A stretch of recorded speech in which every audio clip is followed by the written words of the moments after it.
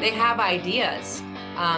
The bigger question is, what are they scared of? What are they scared of trying something new? Because what they've been doing isn't working. And no different than in IDPFR. Why not change the process? It's not that difficult to change a process, and you certainly don't need legislation to do it. So what's happening now isn't working, and it's certainly, I hope to God it can't get worse. So let's try something different. House Minority Leader Tony McCombie Friday with other House Republicans raising issue with continued audit findings from the Illinois Auditor General that highlights what they say is dysfunction within state government agencies. Welcome back. Springfield's Morning News. I'm Greg Bishop on 92.7 WMAY, Springfield's News and Talk. We talked about a couple of different audits that were released last week, one from the Department of Children and Family Services that highlighted that the Child Welfare Agency was not in a timely fashion reporting allegations of child abuse to the proper authorities or to schools, for instance. In one case, I think it took like 40 plus days to report alleged abuse to a school when they're supposed to do it within 24 hours. Other instances, not reporting child abuse allegations to local law enforcement in a timely fashion. All of this while you've got the two former DCFS employees that are charged in the death of AJ Friend several years ago, if you recall that.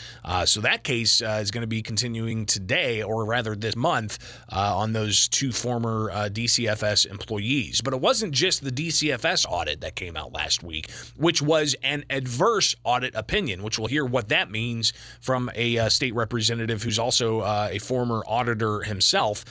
But you've got the audit of the Department of Corrections, which highlights that the Department of Corrections is not properly notifying local law enforcement when they have an individual who's been released from serving time as a sex offender. So that as well is alarming. But this is just a stack upon stack of different audits that have been released. Let's go ahead now hear from House Minority Leader Tony McCombie as to all of the other concerns they have about the issue of audit highlighting dysfunction within state government agencies. They have. And here's McCombie from Friday. The Department of Children and Family Services issues brought to light this week brought to light the fact that they're putting children and workers at risk. Many of the issues that we heard are repeated findings and continue to be decades old. Department of Corrections, an audit this week illustrated that the lack of reporting for sex offenders being released into our communities. And then the Illinois Department of Financial and Professional Regulation. Our caucus started conversation months ago with the department, and at a hearing this week, thankfully called by one of our colleagues on the other side of the aisle, called attention to the severity of professional licensing processes and issues, especially in industries that we need the most. I could give you several more examples, and I'll just give you a few. Department of Employment Security, fraud costing the state and taxpayers over $5.2 billion in COVID-era overpayments within the unemployment system. Department of Human Services, abuse and neglect at our mental health and developmental centers. Department and Innovation and Technology, do it. It was hacked. Total lack of transparency and understanding who was hacked, what information was taken, and what is the cost. Central Management Services, procurement processes, hiring. How are we going to speed up the procurement processes and bolster hiring where it is needed? There's excuse after excuse, blaming previous agency directors, budgets, staffing needs. Systematic problems go beyond these repeated excuses. We need to acknowledge the problems, and those reports have provided us answers to where the fault lies. Now, as lawmakers, it's up to us to make the changes we need for the people of Illinois, the people we serve, and those who rely on the state agencies for their well-being. To act, we need access.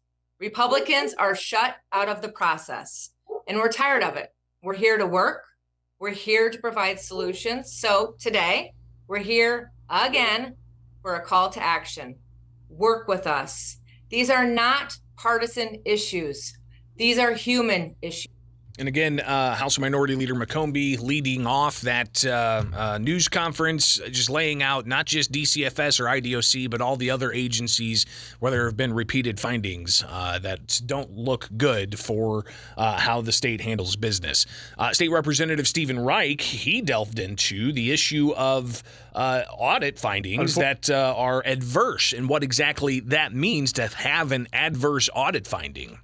Unfortunately, this week we were confronted with an audit of DCFS from the Illinois Auditor General, where the Auditor General issued an adverse opinion on the department's compliance with specified requirements of their examination.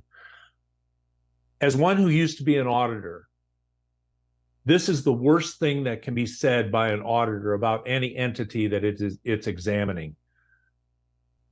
An adverse opinion, according to the standards that are established for issuing such an opinion, says that the practitioner, the auditor, should express an adverse opinion when the practitioner, having obtained sufficient appropriate evidence, concludes that misstatements, individually or in the aggregate, are both material and pervasive to the subject matter.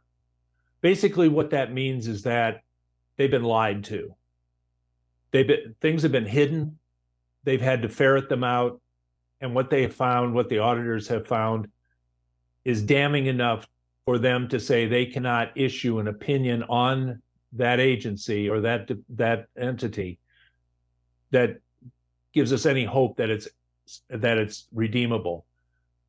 If it's a financial audit, that's one thing. It usually shows that the company is on its last legs and is probably not going to be around anymore. But what we have here is an audit of an agency that takes its responsibilities so lightly that we're leaving abused and neglected children in our wake.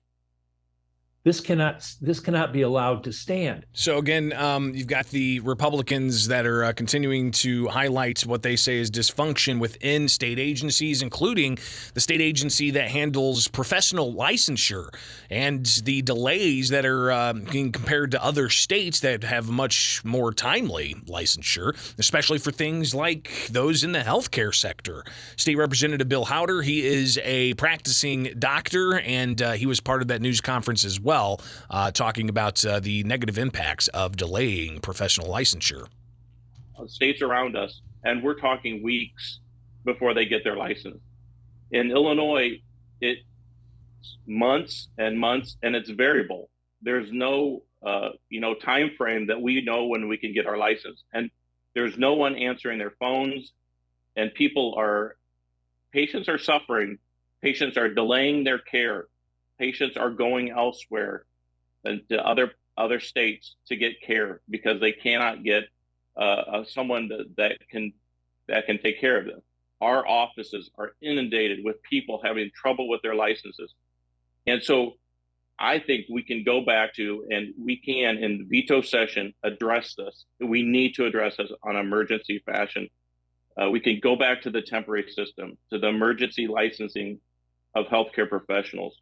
And also, it's part of licensing 101 that when you send in your information, all your information and your credentials to be licensed in some healthcare profession, that you would get some receipt that they've gotten all your information, they've cashed your check. But that's not done in Illinois.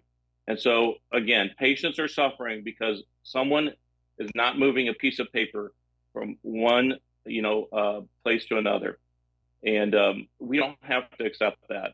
And so I think that we can find a bipartisan solution. This would be a perfect case where we can get together in veto session and change things. We have to. So, again, are there going to be any movements during veto session? It's only 6 days long, and Republicans are in the super minority in the Illinois House. So how can they get across to the Democrat supermajority to actually get some, I guess, clarity and resolve some of these issues with not just IDFPR, but you've got the problems with the Department of Children and Family Services, Department of Corrections, Employment Security, and so on. But one thing that House Minority Leader Tony McCombie said is she has not talked to House Speaker Emanuel Chris Welch since they left in May. So here we are now in October, and have those conversations happened? I did reach out to the House Speaker's office for comment, did not hear back. I also reached out to the governor's office for comment, and they did not reach back out. So McCombie says that there's something going on here, and it really is just about making sure that taxpayer funds are not wasted on dysfunctional government. Here is more from Leader McCombie on Friday. They have ideas. The bigger question is, what are they scared of? What are they scared of trying something new? Because what they've been doing isn't working. And no different than in IDPFR. Why not change the process? It's not that difficult to change a process, and you certainly don't need legislation to do it. So what's happening now isn't working, and it's certainly, I hope to God it can't get worse. So let's try something different. So what's going to happen? Who knows? Of course, veto session is set to start October 28th. So we're in the month of October now. That 6 days worth of veto session expected to be dominated by energy policy, with addressing the governor's veto on lifting the nuclear moratorium, to the high energy lines that Ameren wants to have right of first refusal for. You could hear more about maybe CO2 pipelines. You've got the Invest in Kids School Choice Scholarship Program that's up in the air and set to expire. So there's a whole host of things that lawmakers could tackle when they come back for fall veto session. We'll see exactly where they're at with all of those. All right, so government dysfunction.